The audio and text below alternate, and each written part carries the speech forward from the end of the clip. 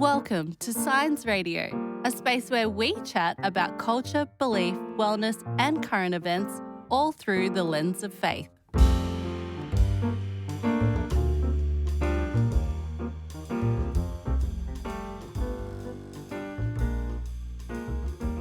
Welcome everyone back to another episode of Science of the Times. We have an interesting topic today. We are talking about the latest thing that has come out into the world, ChatGPT. In our March issue, we had an article by Eddie, who is joining us today, called Chatbot, Your Limitless Friend. So welcome to the show today, Eddie. Hi, Zanita. Nice to be on the show as well. And welcome, Jesse, as well. It's also good to have thanks. you. Yeah. As Good to usual. be here. Good to be here. Yeah. Well, Eddie, before we jump into things, can you just tell us a little bit about yourself, where you're located and what fascinates you about ChatGPT? So just a little correction, Zanita. It's GPT, not ChatGPT. Oh, no. So about myself, I'm Eddie. I'm originally from Romania. I moved in Australia about 5 years ago. And at the moment, I work as a nurse for Tweed Hospital. What fascinated me about ChatGPT was essentially trying it out and seeing the consequences that's going to have on the world. So I was always interested in the domain. I have a background in business, and I tried a few different tools of automatization before, but we all kind of know how bad they are, whether it's Google Home or Siri. We have to tell them probably 3-4 times to do a simple thing like turning up the volume. When I first tried it out, I probably experienced exactly the same as so many others, hence why it already reached 100 million. I started to ask simple questions like somebody would ask Google, and then I started to experiment with things that are a little bit more complicated, like asking it to develop a travel program or to give me design ideas for a room and so on, until at one point I started moving towards really meta and funny suggestions, like asking it to write a letter to the humanity from the perspective of the tree in the Garden of Eden or something like that.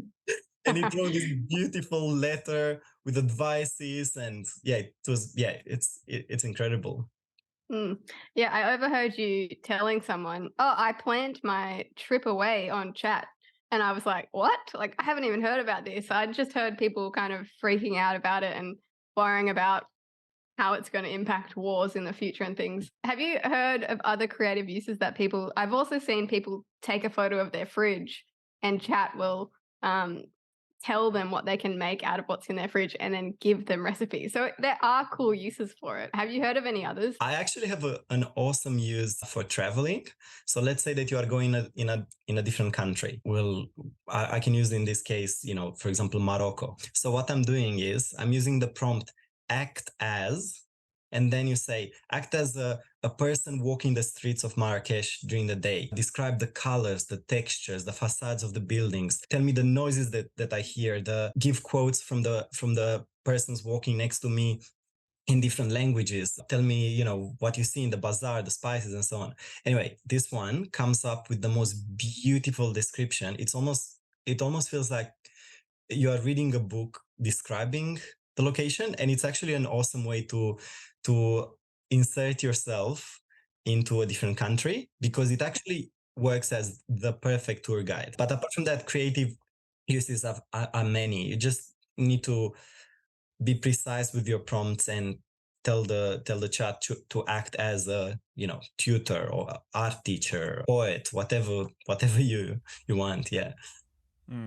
I saw a video recently by the YouTuber Tom Scott, who was talking about how he used it to write code, and the way that he broke apart the process that he would have gone to write the same code. He began to realize that this AI is making some of the same almost human mistakes that he would have made in developing this code. And so I think it's interesting that in some ways, like, it's comforting that ChatGPT is not just perfect, but also because of the fact that it's becoming more human-like, it's also a little more terrifying in a way.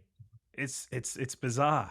Yeah, and exactly on the same tone, I found it quite funny how sometimes the chat is convinced that it's not wrong.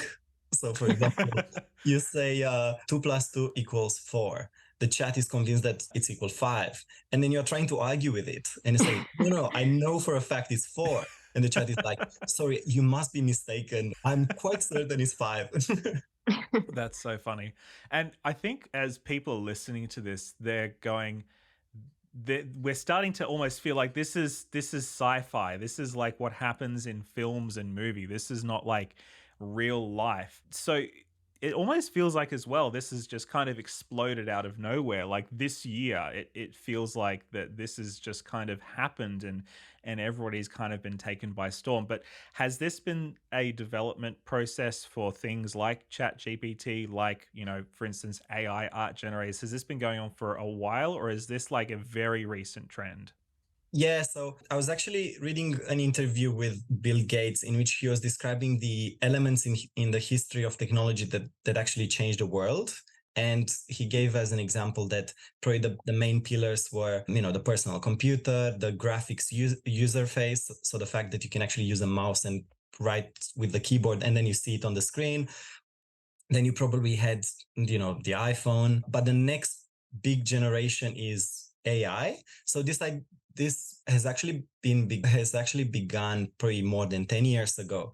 So there was always a dream of creating an artificial brain using things that actually sound like a brain. They're called neural networks.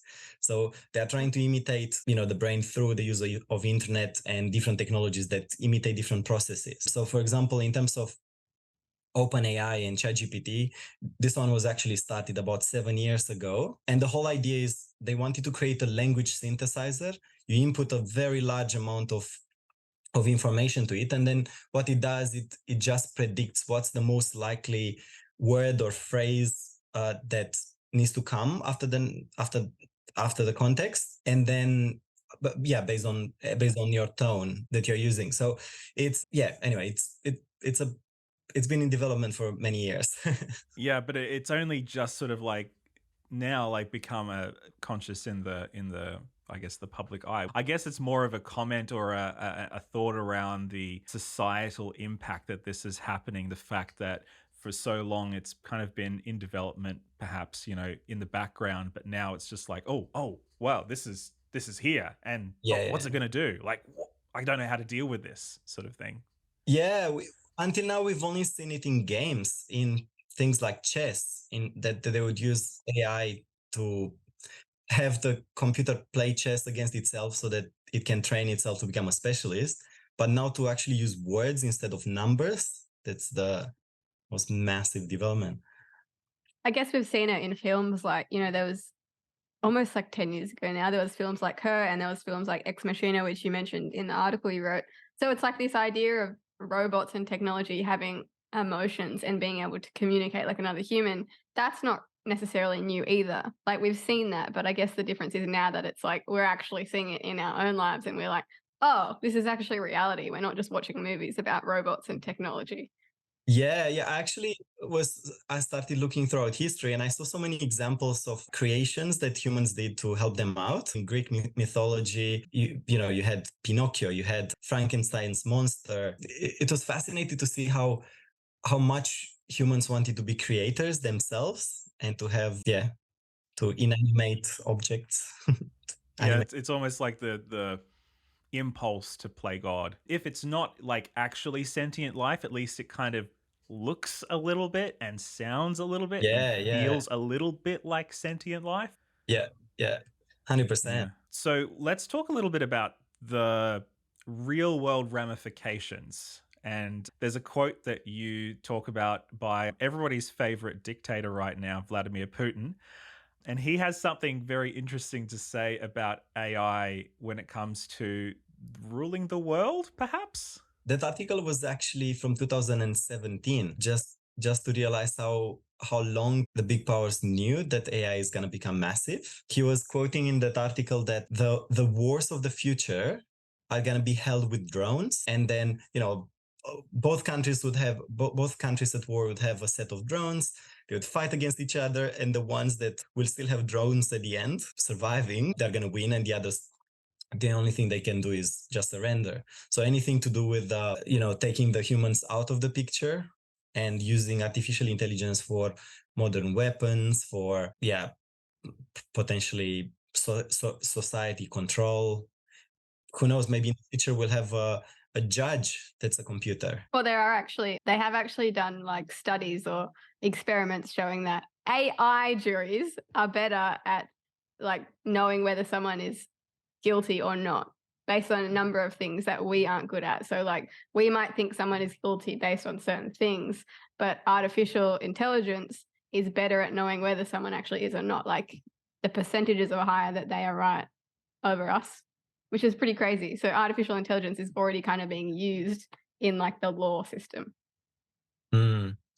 And probably that's the scariest part, because until now, if you're dealing with a human, even if he's intrinsically evil, you can still sort of see a bit of humanity. You can still see, even in the eyes of an evil judge, you can see a little bit of compassion, understanding at least how they have just destroyed the family, or that person is hurting and so on. But when you have a neutral, impartial judge that can't even understand human feelings and just gives life sentences, it's quite scary to think of. I think this is probably a good segue to talk about bias, because obviously we know that humans have bias. Humans are prejudiced in different ways. And so there's this idea that, well, AI must not be prejudiced or biased in any way. It must be perfectly impartial, perfectly neutral. But I'm just curious whether, on your thoughts on this, are AI truly neutral? Are they impartial, or are they biased in any way? Well, this one sort of has the bias in its name. So because the ChatGPT is actually, it's called a large language model. So it outputs information based on what language you put in. So if you train it on a data set that has, political leaning, or it has, let's say, flawed information, a flawed history lesson, this is exactly what's going to output. Yeah. So, and it's, I actually noticed when I started to type and you see the text appearing, that it almost feels magical, and you tend to believe more what it says because it's so neat and nice. And until now, we almost developed sort of a wisdom of the internet. We can know which website provides more accurate information based on how well it looks. You see, the Guardian or New York Times or something, you say like, all right, these guys are at least a little bit more thorough with their information. And then you see a blog and then you say like, all right, yeah, these guys probably are not really serious. But when everything looks neat and beautiful, like in a chat, yeah, this would be a danger that I would see.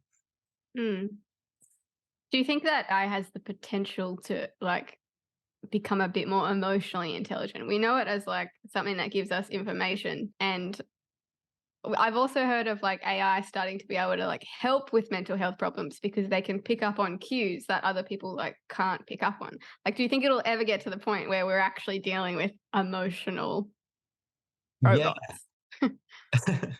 Yeah, actually, so my perspective on artificial intelligence is mostly towards the positive. I probably stand at, I don't know, like 60% positive and 40% negative. So I reckon 100% it would. So what's interesting about this technology and why it's revolutionary is because it's made for people to experiment with. The reason why the iPhone was so revolutionary, or the computer or the internet, is because it was a blank canvas. So it was just allowing people to come up with apps and different uses. It's almost like you're putting all the information in a jar, and then you start shuffling it, and then you allow the people to decide what the technology is going to become. So obviously, as humans are so emotional and they love this human language, I reckon somebody is gonna use it in the same way. What about true sentience? And I know that's like a very loaded term, but I mean the very crude example that I jump to is I, Robot, the film, not the Isaac Asimov novel necessarily, where you have an AI that is main directive is to protect humanity, and then she decides that, you know, the best way to protect humanity is to become like a tyrannical overlord dictator and restrict everything that humans are doing, and to kill all their leaders, and to, you know, shut down the cities. Like that's in some ways the scary part of sentience. But do you think that we're getting to a point where AI will be able to develop its own set of moral codes outside of the inputs that humans put into them? You can actually see how complex the human brain is compared to a computer based on how much of a struggle, you know, billions and billions of computers working at the same time just to imitate a glimpse of the human brain. So in terms of coming up with its own morals, the glimpses that I saw were, for example, from chess, in which this technology that I was talking about before started using techniques that humans have not used previously. And before, a computer would learn from humans. Now humans learn from a computer. In terms of like sentience, probably we can imitate it in some ways. You know, that Turing test, the test that you take in which you have a conversation with a computer, and the computer has to prove that he is human. And you let's say if you do the test for a human and a computer, a blind test, a computer has passed the Turing test if it can actually fool you and you believe that, you know, it's a human instead. Probably there will be a lot of computers that can pass the Turing test, but whether they actually are sentient, that's a different story. Yeah. So maybe it's that computers might be able to find a way to look and feel sentient without actually being sentient, because it sounds like what you're saying is that in some ways AI is limited by the hardware that we're able to produce to be able to create the processes necessary to create sentience, or to at least imitate sentience on the level of, as you say, a human brain. Yeah. So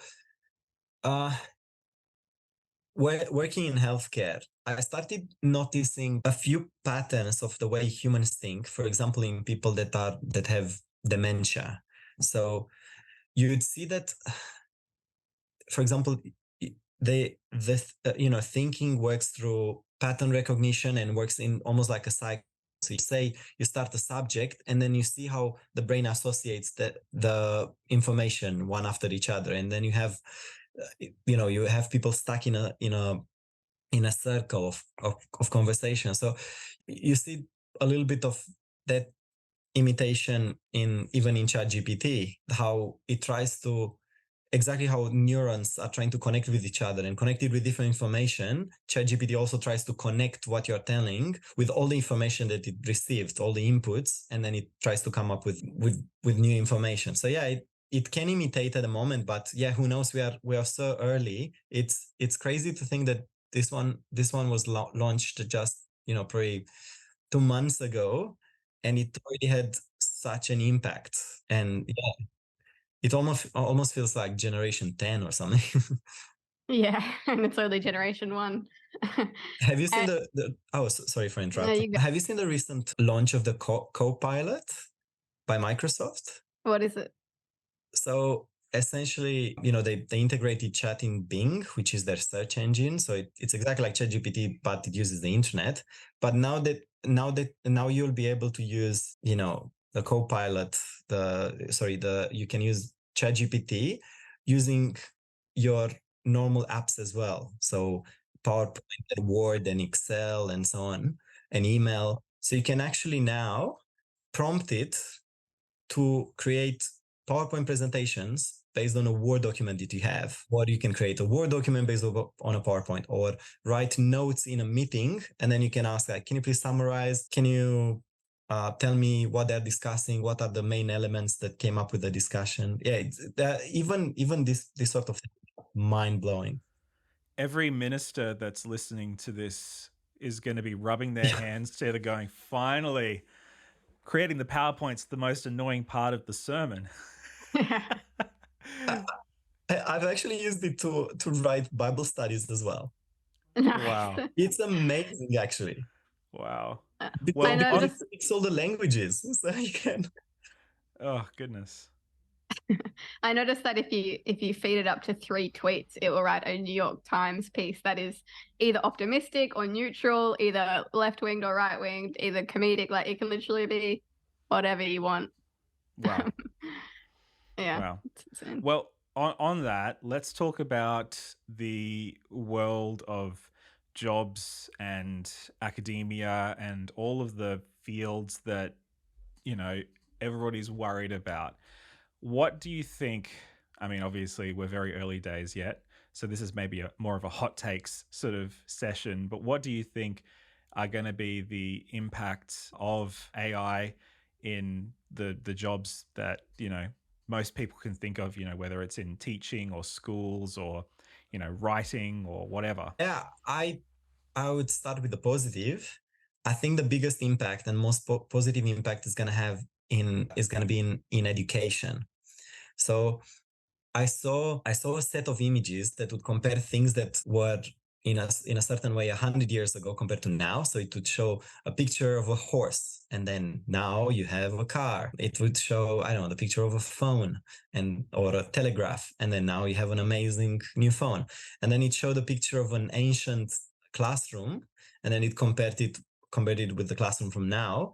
And you could almost argue that the classroom from the ancient times was better because it was in a theater, and you had a tutor, you had uh, somebody that you could follow. And now in our modern world, everything seems really, really, kind of ancient in style. So I would say it would have a positive impact because you can have a personal tutor. It's almost like you're reading a book and you can ask the book on every phrase what exactly it means. And yeah, I think that it would it could help democratize teaching. It could help people that don't have access to funds to not only uh, be able to ask questions, but be able. So this model is actually able to change its style and tone and complexity of language almost based on people's personality or level of knowledge.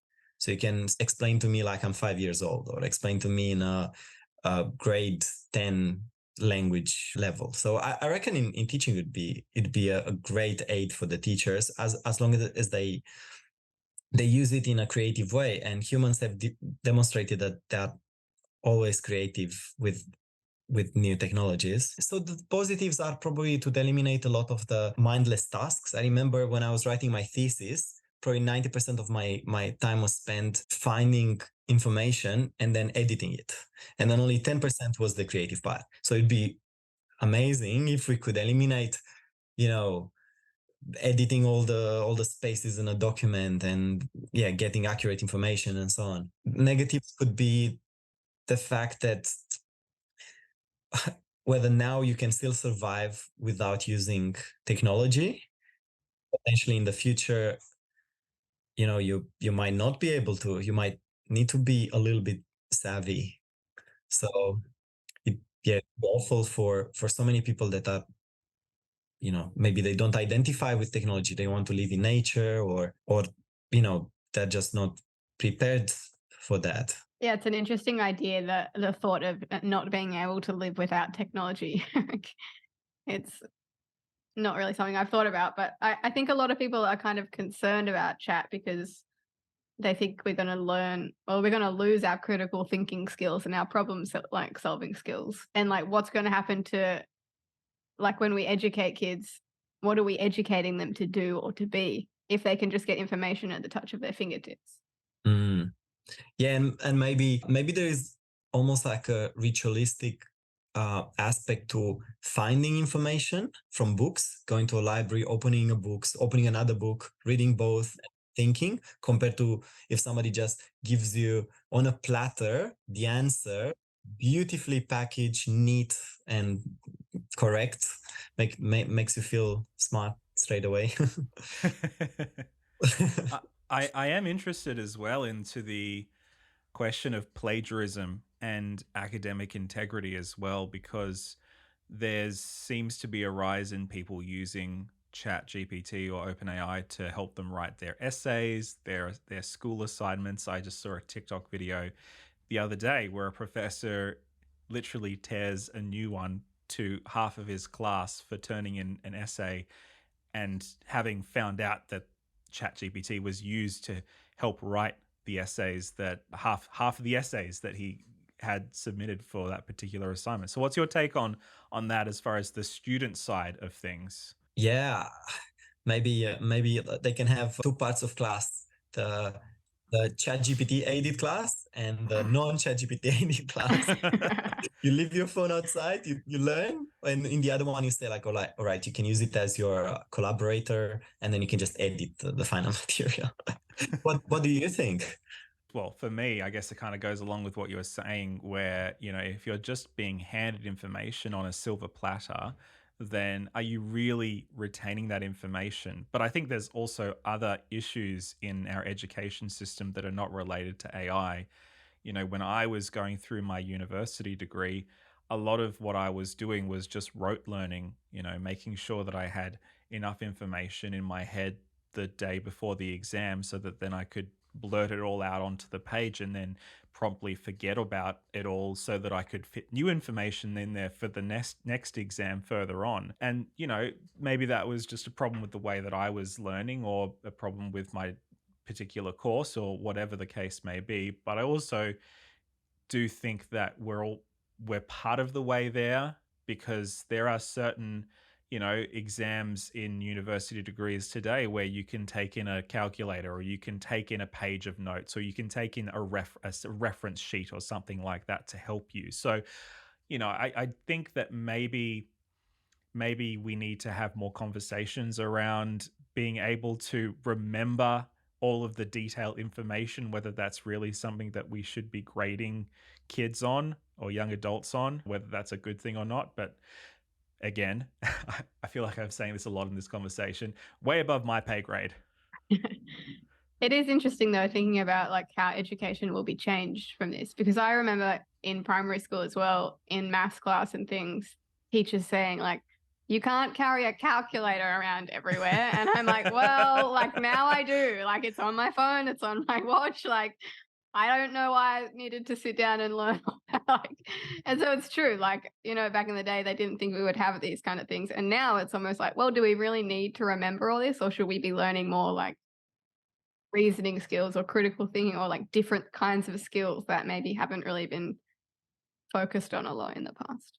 Yeah, it sometimes feels like, at least it was feeling for me, that you'd go to school, you'd spend 8 hours there, and you'd learn something that you could have learned in half an hour.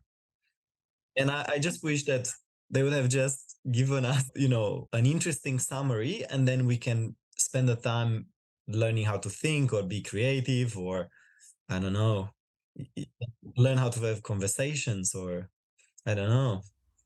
Yeah, it's funny. I was talking to some teachers the other day here in New South Wales in Australia, and they were talking about how the big shift in our area is now about just raw data, just knowledge. And we're moving away from what was the big thing once upon a time, which is soft skills, being able to have interpersonal relationships, how to work with people, and all those sorts of stuff. And it is quite interesting, because I heard a university lecturer a number of years ago gave a talk at the local high school I was working at, and he said that when it comes to the workplace, you can have as much technical knowledge as you like in your given profession, but if you don't have soft skills, aka things that you can't just learn, you have to actually grow and develop as a person to be able to deal with difficult people, to be able to manage a team, to be able to think laterally. It's only going to get you so far. And I do wonder if maybe the advancement of AI, where you can have knowledge at your fingertips at any given point, is going to reinforce the need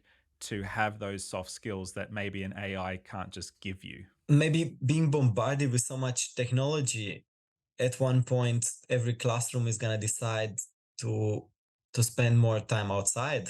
Maybe we'll go back to the ancient style of learning. Will be, probably when the metaverse will be developed, or when we'll actually have a brain interface with some sort of artificial intelligence maybe you go in your classroom, you plug yourself in, learn deeply for a few hours, and then afterwards you go and play in nature and develop those soft skills that you're talking about, or just, I don't know, start climbing trees and play with Yeah. your friends. Yeah, I do love your optimism around AI and chat, Eddie. I think it's why we had you on the show because, yeah, we're hearing all sorts of negative things. I think, like, when you sent me that article where Putin said whoever wins this AI race will be the ruler of the world, I was like, let's shut this thing down. like, no way. But like you're saying, there are some really awesome things, and inevitably it's going to happen. Like, Mm. Sam Altman is the CEO. If he doesn't like head it, someone else will. So Yeah, I've found this concept. AI cannot be stopped. It's like a train that has been started, and there is now an arms race who's going to develop it first. So the genie is out of the bottle.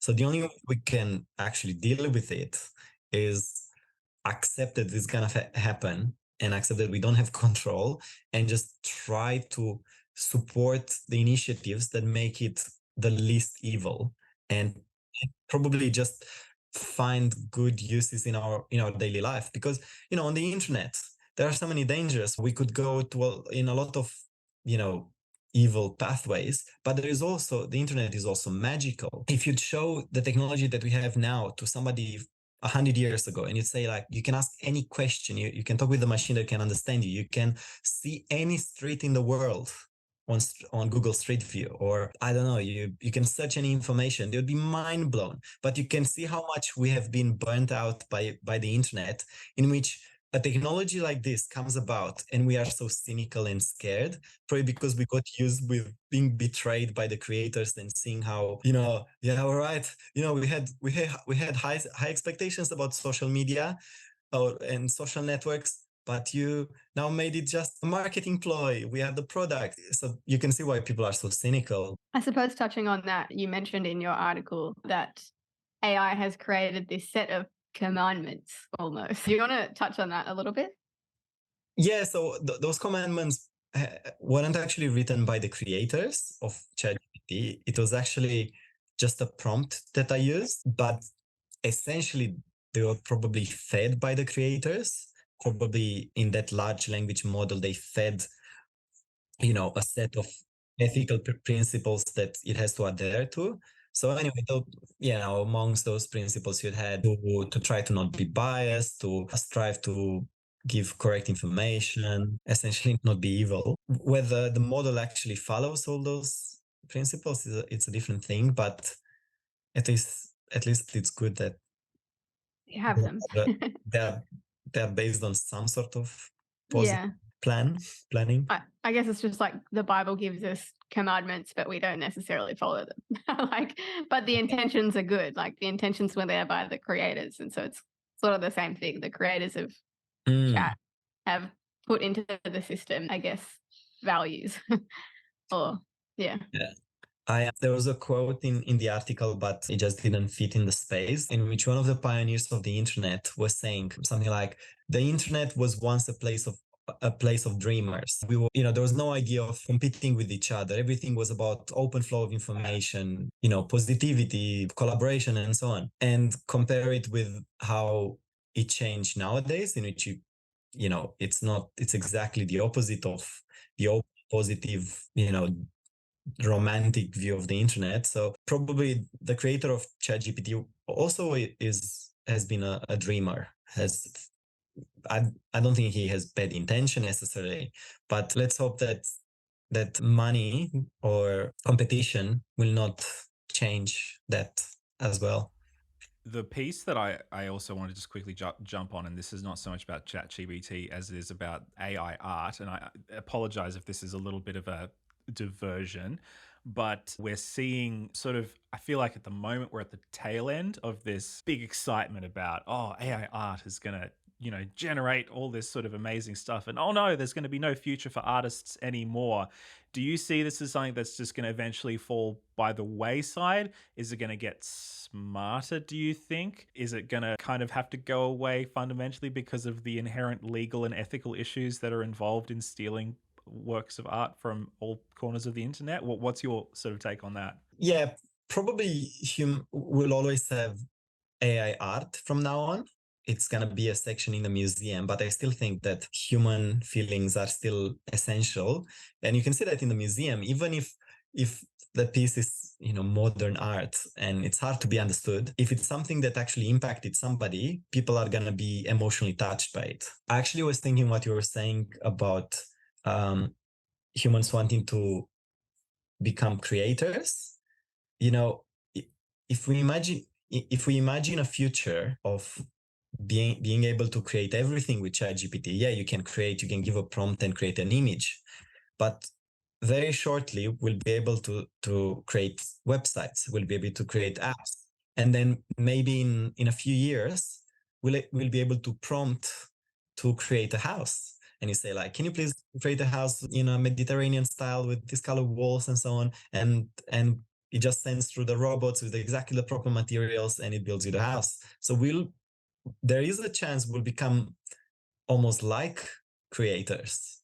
I was just going to also quickly plug, if you haven't already had a look at the March issue of Signs of the Times magazine, I'm just holding it up in the video version, but the cover is an AI generated image of, so I inputted the Afghan girl, that famous National Geographic photo, but in the style of Vincent van Gogh. So that's what this is. So if anybody has actually seen the cover and they've gone, what's that all about? Then that is what that's all about. Well, working in media, do you think that AI art could be copyrighted or should be copyrighted? Yeah, that's a hard one, because I know, like, at the moment, one of the big conversations is around, these companies going to get sued successfully by artists from whom they're drawing their art from? Because, I mean, I guess you can't really copyright the style of Leonardo da Vinci or Michelangelo, but you can maybe copy the style of Banksy or somebody who's currently alive or is owned by a company. And so I think it's interesting when you consider the fact that AI art is not generated in a vacuum. It is only generated from, again, like an AI chatbot, what we input it in. And the only limitation is our imagination. And in the sense, it's much more like a search engine, I suppose. It's just that it's a search engine that can create something, which is very bizarre, a lot of fun. But if I was, I guess the major problem is, if I was to go and try and sell this image that I created in DALL-E and try and get money for it, number one, like, am I infringing on the copyright of the photographer who took the image of the Afghan girl for National Geographic? Or am I infringing on the work of Vincent van Gogh? Or, if there's a Vincent van Gogh Foundation out there, or somebody who owns the copyright does somebody own the copyright to this style? I don't know. But I guess, as with many things, at least from my take, it's like when you start to commoditize it, when you make it into a commodity and you try and make money off it, that's when things get really complicated. It seems like potentially, because if art galleries was to start using AI art instead of actual artists, they would be saving a lot of money, because art is expensive. And it's kind of like another one of those things where we're seeing more and more jobs kind of be replaced by artificial intelligence. So in my mind, I'm like, does that mean that we're all going to have these jobs taken over by artificial intelligence, and we're all going to have to go back to like trading and selling, like brick making and bread making, and like back to hundreds of years ago? Before we used to have master craftsmen, now we have master promptsmen. Exactly. Yeah. Yeah, it's interesting. It's crazy what'll come from it. This is probably something that we should have started with, but what does ChatGPT actually stand for? It's but the word chat, and then it's generative something performance, generative performance technology or something like this. Yeah, to be honest, I don't really know. It essentially depends from the way it works, with the fact Okay. that it uses billions of inputs to predict what's going to be the most likely continuation of a phrase or word or and Mm, so on. Just yeah, that it generates that. yeah. Awesome. Well, Jesse, did you have any more questions? Or Eddie, was there anything else you wanted to cover before we finish up? Are you gonna use ChatGPT for the Science of Times editing? I contacted someone to write an article the other day, and they replied asking what our guidelines were on them using chat. And I was like, I don't know. That's not even a conversation we've had, but it is coming Yeah. in. Like, it is something that's, we are going to have to address, I suppose. But I think for us, the really interesting thing is around the editorial process, because we have, for our magazine, we have very specific editorial parameters. Like, we don't use the Oxford comma, or, we don't use single quotes, we use double quotes. And so, there are little bits and pieces like that. We hardly ever use exclamation points in our articles. We hardly ever use a word in all caps. We might change that to italics. So there are little bits and pieces where it's like, well, or maybe ChatGPT could be really good at that, or maybe an AI could be really good at helping us maintain our, our editorial, our style guide, I suppose. But then I can see that as being a slippery slope of, well, maybe I could get it to do this, or maybe I could get it to do that. And then at what point does it stop being an article written by Jesse or Eddie or Zanita? And at what point does that we're importing other ideas from somebody else? And of course we do that already, because nobody has an original thought, really. But at the same time, it's like, yeah, I guess there's a danger there of losing my individual voice or my judgment of being able to filter out what I include in a written piece of work or an artwork or an illustration. Very interesting conundrum. So I guess watch this space, maybe. Yeah, it's almost like you are starting to serve plastic food that looks amazing, but is it food? plastic cabbages. Yes. Yeah, that's what science will become. Hopefully we don't get to a Soylent Green situation. That would be not good. Awesome. Well, it has been awesome to have you on today, Eddie. Thank you for shedding light on the optimistic things about chat. Yeah, it's just been cool to hear your opinion. And for anyone who is interested, you can read more about his article in the March issue, which has just come out, which will soon be online as well. So thank you again, Eddie. It's lovely to talk with you both. This episode was based on an article appearing in this month's Science of the Times magazine.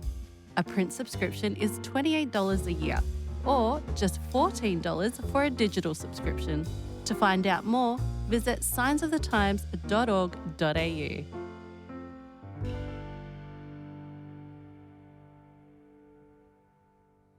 This is an Adventist Media podcast.